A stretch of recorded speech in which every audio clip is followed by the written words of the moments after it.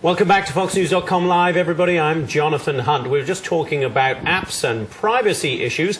Well, we're also hearing now that apps may be useful for our military. The iPod Touch apparently has been very popular with the soldiers, obviously for watching videos, listening to their music. But there may now be an application for the battlefield. Adam Housley in LA with that. Adam, how's this going to work?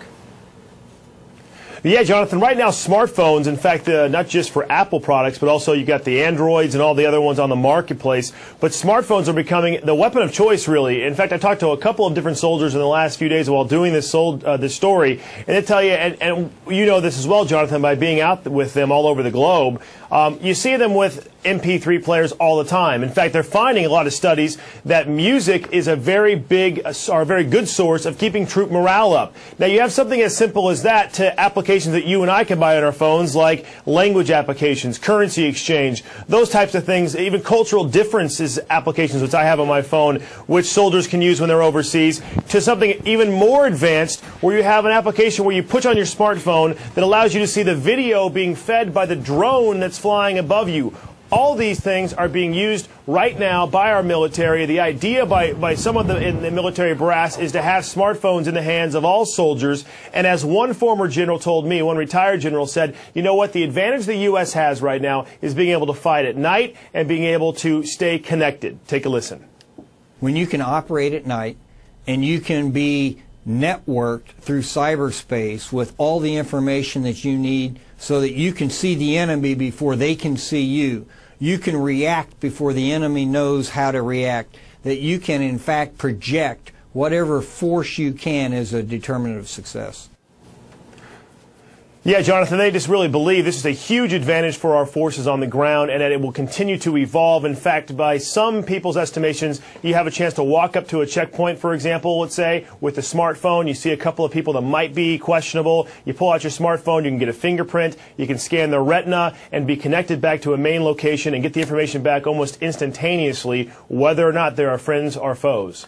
Jonathan? Adam, an obvious concern would seem to be if these become standard issue, pretty much every soldier on the battlefield carrying one, how do we stop this and presumably all the important information it's carrying falling into the wrong hands?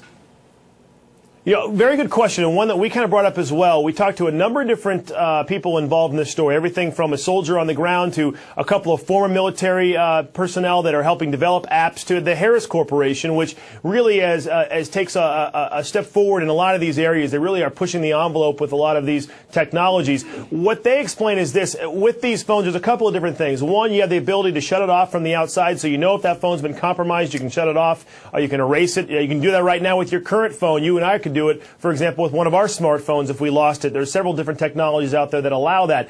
But there's also this ability to create basically a cellular bubble, if you will. You know, the old communications officers of old, you see the Vietnam old film where they have that backpack and the big antenna sticking out of the back. Well, nowadays, a helicopter would fly in, for example, the Bin Laden raid, or maybe the guys would be hiking in, and they have a unit that basically provides a cellular encrypted umbrella that only those phones can stay connected on. And once you get too far away, automatically that phone is no longer usable. So that's just one of the abilities, Jonathan, to be able to encrypt these and save these phones. Now, we had a chance to talk with one of the app developers, former military guy who's helped put this encrypted cellular technology to use. Here's what he says about this forward-thinking approach. They're going to have their own cellular network that's secure, that is portable, that's tactical, that they can take with them to theater. They can carry their phones with unique apps tailored to gather intelligence, to pass intelligence. Now, Sean is with BTS, a company that has been working with Harris, and there are other companies out there as well, Jonathan, that are really working at this. As the former general also told me, you know, one day he believes you'll have like smart uniforms and smart phones where the uniform will actually be able to send back data and information to a main hub, and you'll be able to, you know, to find out where our men and women are during these tough times. Fascinating subject, Adam.